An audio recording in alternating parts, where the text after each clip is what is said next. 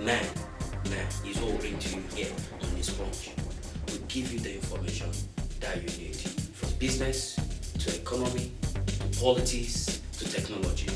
And that's all we do here on newspunch, from the beginning to the end. And that is why we are here. Keep watching newspunch from Ben Television. And today I'll be your host.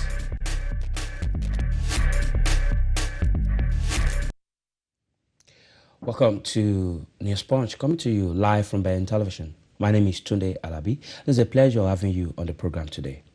On the show, we'll be taking a look at the future of the Labour Party under the new leadership of Jeremy Corbyn, who is popularly known to be pro-socialist and indeed a left-winger. Of course, prior to the election of Jeremy Corbyn, he came under serious attack, flaw from the Blairites, and even Gordon Brown and Tony Blair did say that Labour will become unelectable for a very long time if Jeremy Corbyn were to be elected. Fortunately for Jeremy Corbyn, he secured almost 60% of the total votes of the people at the convention, the last convention, and he became the most popular candidate and the most popularly elected candidate of all the three of them, Liz Kendall, Viet Cooper, and Bonham. And Jeremy Corbyn became the leader of the Labour Party. Tonight, we'll be taking a look at the future of Labour Party under Jeremy Corbyn. My guest in the studio is a political and social analyst who will be joining us to review the situation as it concerns the Labour Party under Jeremy Corbyn. We're taking a look at the future. In fact, we'll start with the past, the present, and the future of Jeremy Corbyn. Well, a man who has been at the backbench for the greater part of his career in the parliament. An MP for Islington who is generally respected and loved by a few for his left-wing policy. Let's quickly go to this video clip report I'm going to present to you. And when we come back, I'll be presenting my guest who is in the studio today, Sam Foxman, a social and a political analyst who is the director of Developed Africa, an organization that looks at investments from UK to Africa. Let's cross to the other side and let's watch and listen to this report. Thereafter, we'll be looking at Jeremy Corbyn and Labour Party and the future of Labour Party under Jeremy Corbyn. Don't go away. We're coming through, sorry! That was the moment Jeremy Corbyn walked into the last Labour conference hall as just an MP for Islington before he walked out as the Labour Party leader. The leadership contest followed Labour's dismal performance at the 2015 election and the resignation of his leader, Ed Miliband. 4 candidates contested the top Labour Party job and the Bonham. He's been the MP for Lee in Greater Manchester since 2001. He was in Gordon Brown's cabinet and is now the Shadow Health Secretary. 68 of his MP colleagues have given him their backing. Yvette Cooper has been the Castleford MP for nearly 20 years and was also in the cabinet under Gordon Brown. Currently, she's the Shadow Home Secretary, and 59 MPs support her for leader. Liz Kendall, the 44-year-old MP for Leicester West, is also a member of Labour's health team. She has the least experience in Parliament, but she received 41 nominations. And lastly, Jeremy Corbyn, the 66-year-old who's represented Islington North since 1983.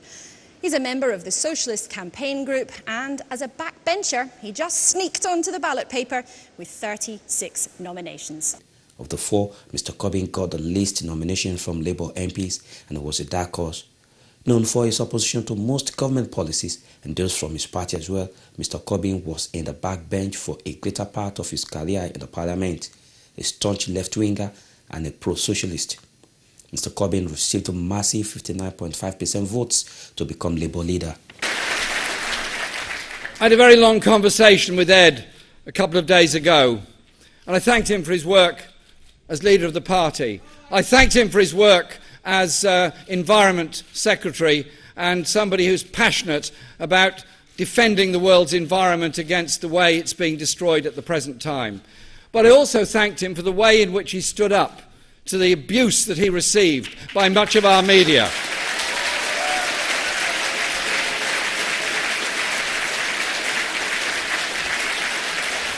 And the dignity he showed when his late father, the great Ralph Miliband, was so brutally abused by some of our media. So, Ed, thank you for all of that. I want to thank the fellow leadership candidates. We're discussing the number, whether it's 29, 35 or 39 hustings we've been to together since this election started. We'll discuss that later and exchange diaries. But it's been a fascinating experience for all of us. And I want to thank them for the way the debates were conducted, the way that we were able to put forward political debate and political differences and still come out at the end of it with a group hug. We're going to reform ourselves as an ABBA tribute band and continue this work in the future. Andy Burnham was our Health Secretary, and Andy's passion and determination for a national health service as a human right, free at the point of use, is something that comes over every time Andy speaks.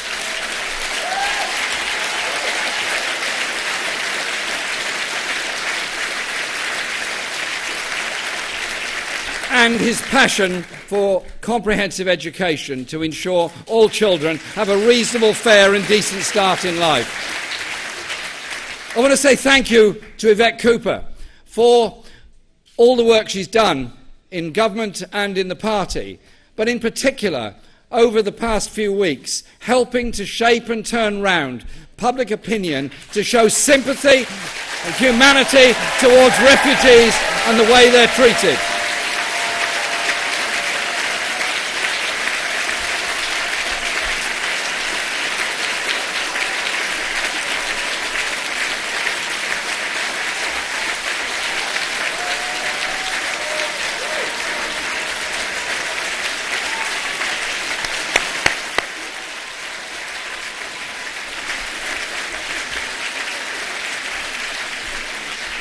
And one of my first acts as the leader of the party will be to go to the demonstration this afternoon to show support for the way refugees must be treated and should be treated in this country. I want to thank Liz Kendall for her friendship during this campaign, for the way we've managed to have some moderately different opinions on a number of issues, but we've managed to maintain a very good friendship. And Liz is somebody that I admire because she absolutely stands up for what she believes in, whether it's easy, simple or popular, or uneasy, not simple or popular. So Liz, thank you very much. During this amazing 3 months, our party has changed. We've grown enormously. We've grown enormously because of the hopes of so many ordinary people for a different Britain, a better Britain, a more equal Britain, a more decent Britain. They're fed up with the inequality, the injustice, the unnecessary poverty. All those issues have brought people in a spirit of hope and optimism. So I say to the new members of the party, or those that have joined in as registered supporters or affiliated supporters, welcome. Welcome to our party. Welcome to our movement. I am fed up with the social cleansing of London by this Tory government and its policies. We need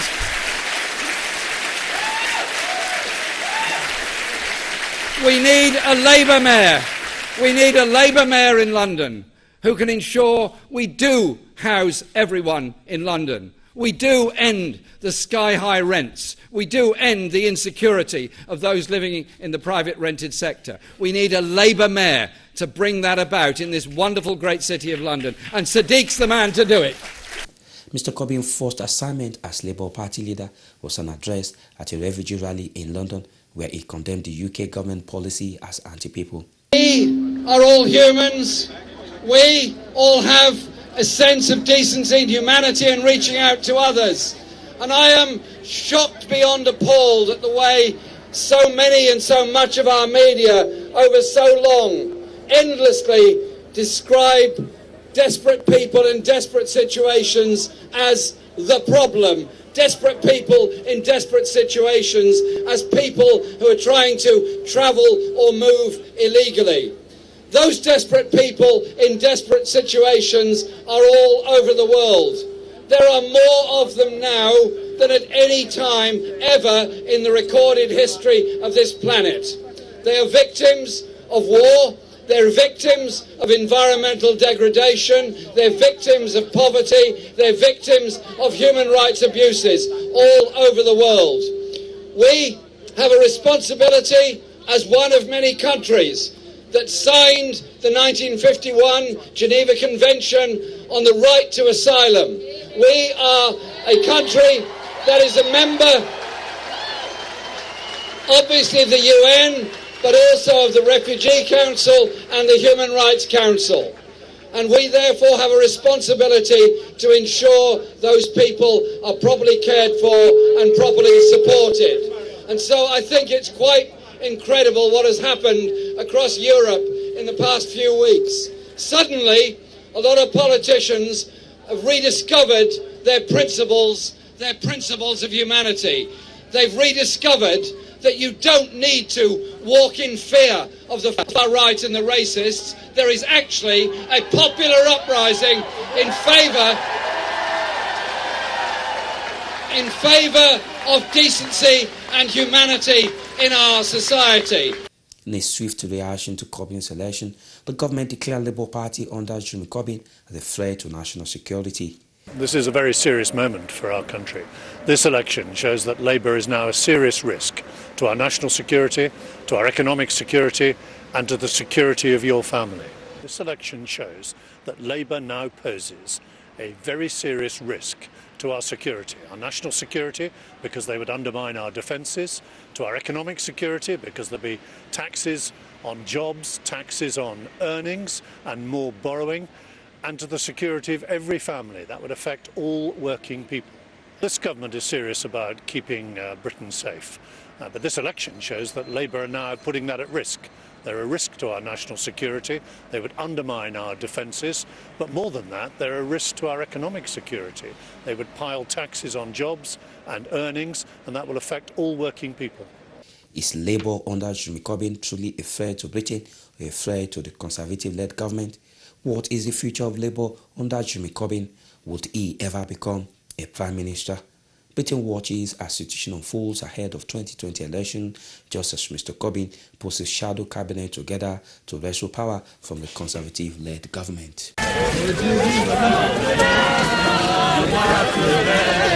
Coming through, sorry!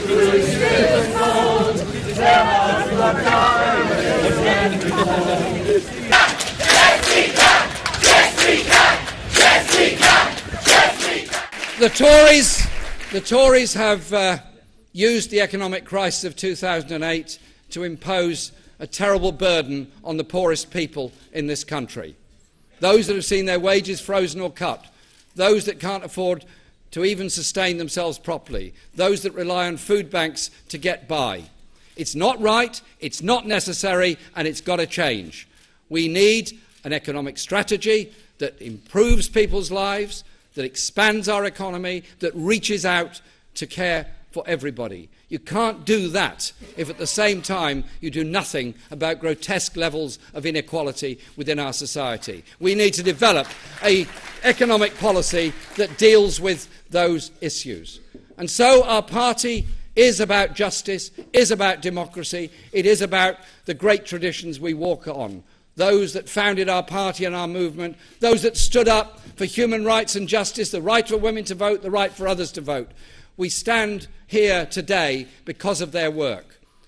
But we go forward now as a movement and a party, bigger than we've ever been for a very, very long time, stronger than we've ever been for a very long time, more determined than we've been for a very long time, to show to everyone that the objectives of our party are intact.